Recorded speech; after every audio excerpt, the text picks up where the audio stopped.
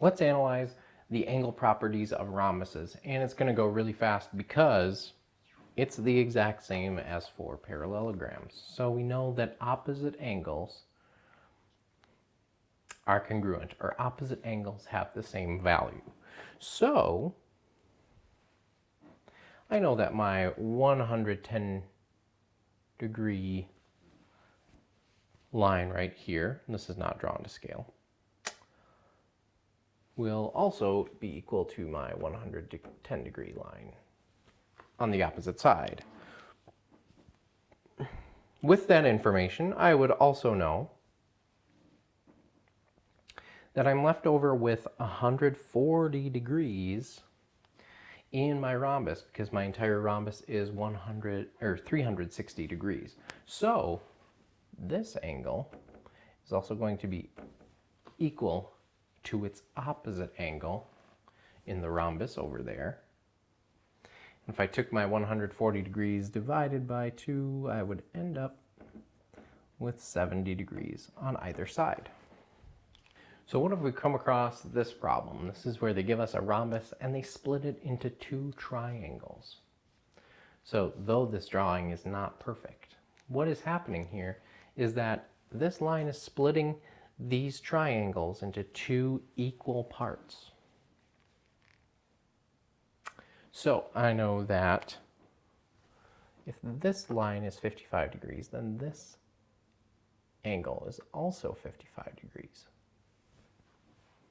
I also know that opposite angles are congruent, so this must also be 55, which now would allow me to solve for angle A. And I know that 180 degrees minus 55 degrees times 2 would leave me over with 70 degrees. So I know that angle A is 70 degrees. Here's another rhombus. It's split in half by a triangle. They give us 2 values, 80 degrees, 50 degrees. Well, we know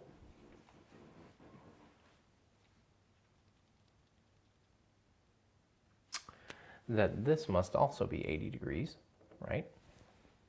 Because it is the opposite angle. We know that we could figure out what this is. 80 degrees plus 50 degrees is 130 degrees. 180 degrees minus 130 degrees, because I'm trying to solve for this last angle in the triangle, would end up being 50 degrees.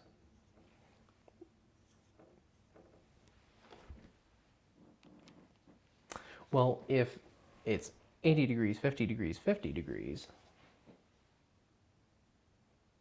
that means that our opposite triangle must also be congruent. It must also be 80 degrees, 50 degrees, and angle F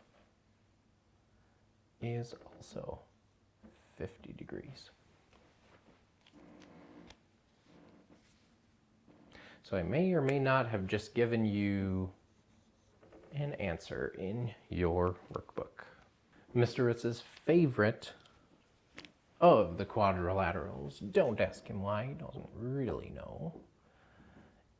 But it is actually sort of tedious to try and figure out the angles in trapezoids.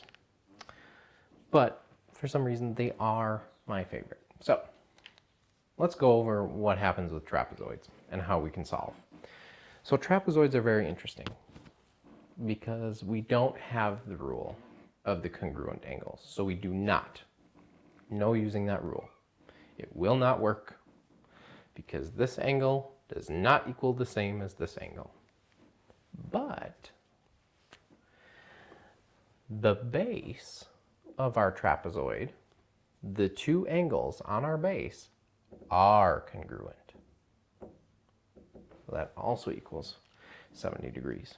And just like that, the two angles that make up the top of our trapezoid are congruent. The other thing that I will notice is that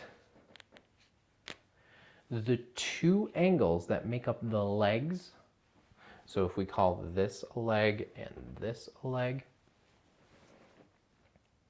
the two angles that make up our legs in the trapezoid, if you notice, equal 180 degrees.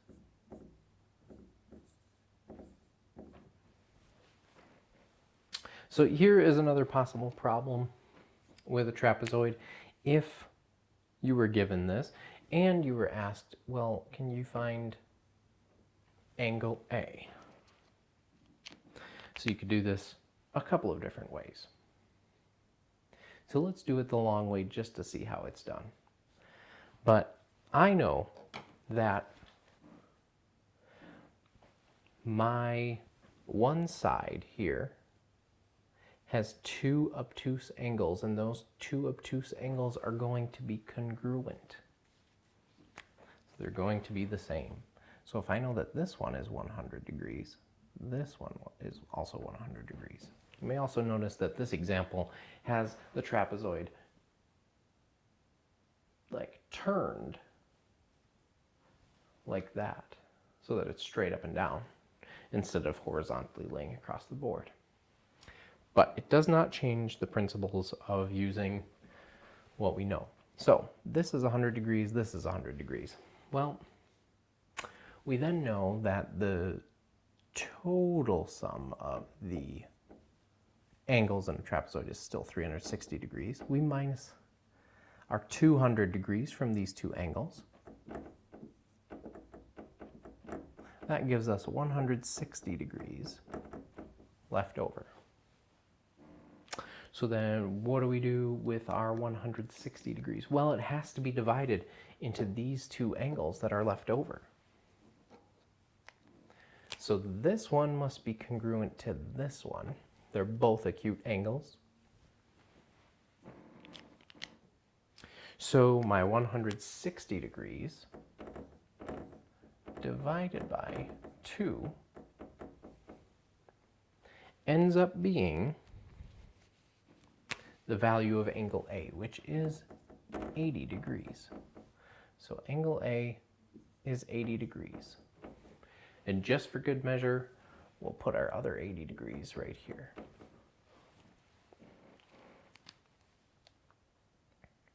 The other way that it could have been done is, at first, we really only knew these two values.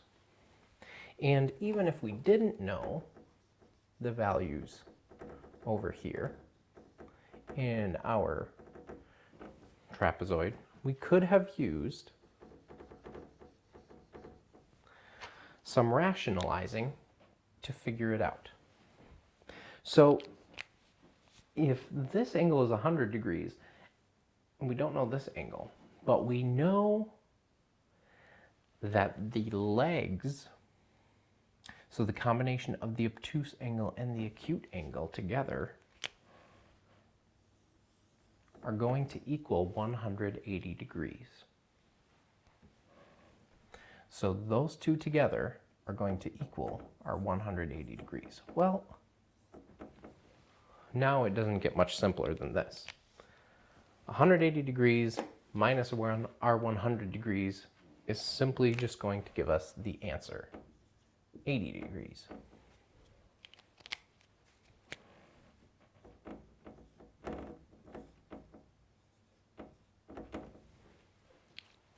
So if I'm looking at this problem, I know that typically I would have my obtuse angle right here, and I would have my full acute angle there. Well, if I remember the thing about the legs of the trapezoid, I know that this angle and this full angle together will equal 180 degrees.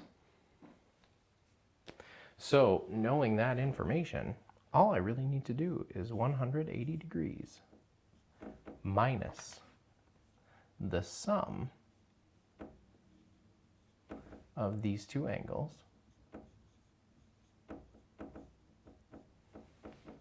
So if we have 180 minus 115 minus 32, we eventually end up with 33 degrees. So angle A is 33 degrees.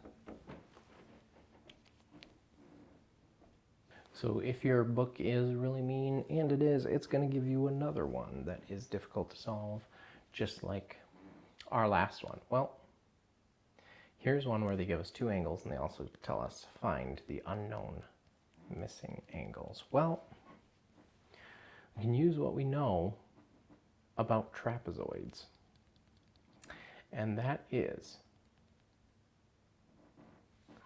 that the legs have to equal 180 degrees.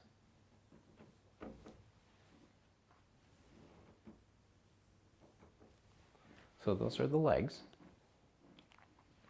And 88 degrees taken away from 180 degrees leaves us with 92 degrees.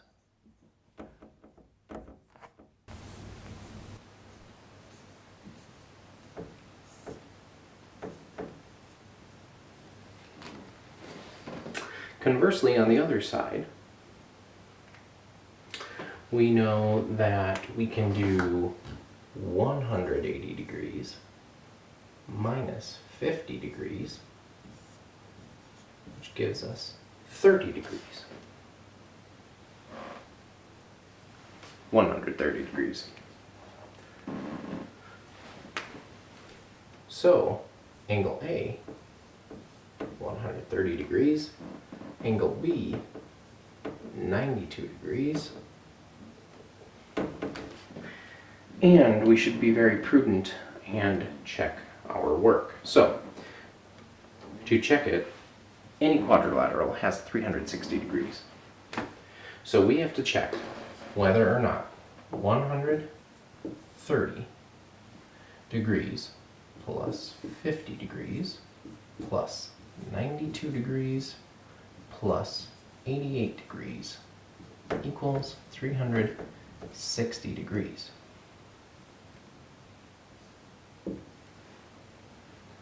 So, if you want to do some mental math, you certainly may, but I know that this together is 180 degrees. And I know that 92 degrees plus 88 degrees is also 180 degrees. I know that 180 degrees plus 180 degrees is 360 degrees. So my answers seem correct.